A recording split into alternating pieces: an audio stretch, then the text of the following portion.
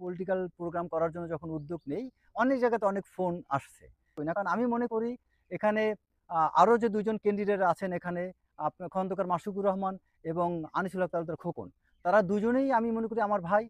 খন্দকার মাসুক আমার বড় ভাই, আনিসুল হক তালুকদার খোকন তিনি আমার কাছাকাছি বয়সের, সে আমার ভাই বা বন্ধু সমতুল্য। তারা দুজনেই এই দুর্দিনে যখন ৫ই আগস্টের আগে যখন বাংলাদেশ যখন জুলুম নির্যাতন হয় তখন তারা দুজনেই আমার কাছের ছিল। তো এখন আমি স্বীকার করি যে তারা গত ১৫-১৬ বছর খন্দকার মাসুক, আনিসুল হক তালুকদার খোকন তারা অবর্ণনীয় কষ্ট করেছেন।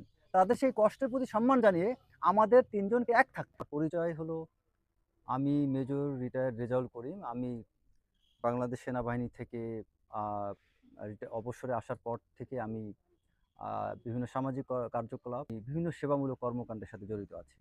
এবং অত্র গভর্নমেন্টের ১৭ বছরের এই আ সময়ে আমি যথেষ্ট নির্যাতনের শিকার হয়েছি এবং জুলুমের শিকার হয়েছি। আমার চাকরির ক্ষেত্রে ক্ষতিগ্রস্ত হয়েছি।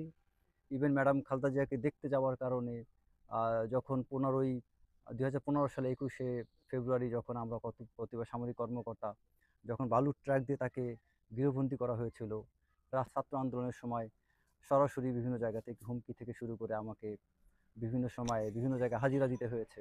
তো সংসদ সদস্য হওয়াটাই আ বড় কথা না। এটা সংসদ সদস্য হলে সে ব্যক্তি হিসাবে বেনিফিশিয়ারি হয়।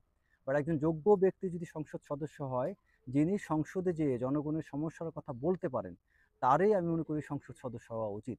সম্পর্কে যে ন্যূনতম সংবিধান সম্পর্কে ধারণা না থাকে, দেশের ইতিহাস সম্পর্কে ধারণা না থাকে, তারা সেই সংসদে যেয়ে আমার মনে হয় না গুরুত্বপূর্ণ ভূমিকা রাখতে পারবে। তেমনি এই জায়গায় যিনি সংসদ সদস্য হবেন, তার কাছে কিন্তু তিনি কিন্তু এই জায়গার মানব সম্পদের হেড, প্রধান। সো তার দায়িত্ব কিন্তু এই অত্র এলাকায় এই ৩ লক্ষ, ৩.৫ লক্ষ যত লোক আছে, জনগণ আছে, প্রত্যেকের উন্নয়ন কিন্তু ওই এমপি সাহেবের দায়িত্ব। আমার কালকিনি থেকে কোনো একজন নেতা এখন পর্যন্ত কেন্দ্র পর্যায়ে যাইতে পারেনি। কেন? আপনি দেখেন আমাদের এই ছাত্রদলের একটা নেতা আছে মাহমুদ, সে ঢাকায় পড়াশোনা করছে দেখে এখন কেন্দ্রীয় কমিটিতে ঢুকতে পারছে।